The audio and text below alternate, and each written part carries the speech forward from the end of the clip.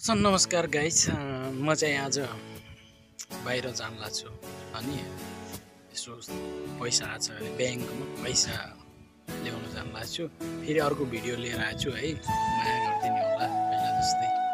अनि हजुरलाई अरू देखाउँदै गर्छु बाहिरको के छ माहौल हैन। अनि आज चाहिँ सेलेरी आएर चाहिँ यसो सेलेरी ल्याउन जाम भनेर गाइस, कति आछ के आछैन थाहा छैन। हेर अब के हुन्छ।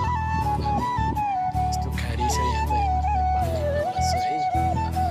बस्ने कचरा छैन, धेरै बाहिर कचरा छ, भित्र चाहिँ ठिकै छ हेर्नेलाई।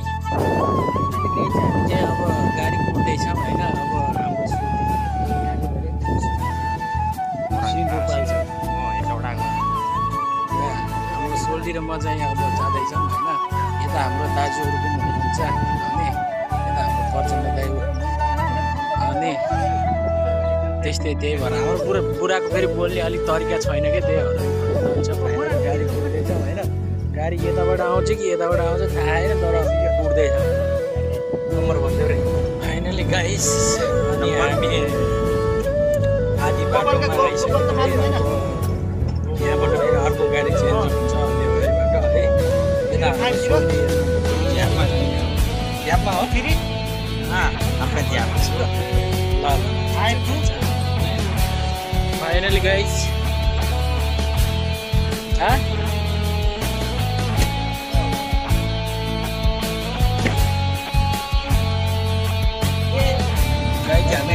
अब सेलेरी लिन जाँदैछौँ। गोपाल सर फेरि अगाडि बढ्नुपर्छ, मोदी जस्तो मान्छे अगाडि बढ्नु।